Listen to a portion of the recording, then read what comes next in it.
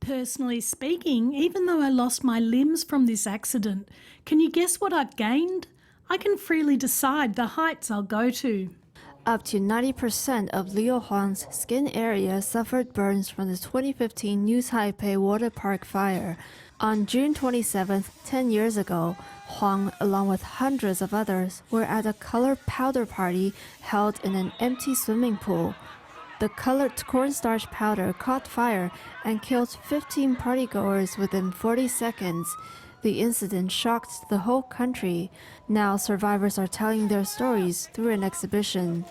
At that time, the other option was to become an angel in another world. But I didn't want to give up so easily without having tried hard first. Now that I can take care of myself, I believe at least my parents can feel more assured. Getting a cat later on was also an important decision. It means I have gone from being taken care of to being responsible for another life. At the exhibition, viewers can try on pressure garments that survivors had to wear for up to 3 years after skin grafting. The neon color scheme not only echoes the colored powder that was used, but also represents how survivors have fought to overcome their traumas over the last decade. On top of the 400-plus burn victims, many more, including friends and families of survivors, are still triggered by the tragedy.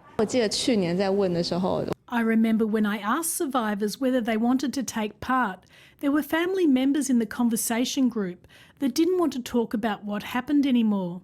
They didn't see the point in remembering it. I felt really shocked because I knew that most people may seem to have it together, but deep inside they might still be struggling. The organizer said the intention was not to categorize survivors based on how they're faring after a traumatic incident. Instead, they hope to destigmatize survivors and also encourage the public to think about what they and the broader society can do to support those with trauma.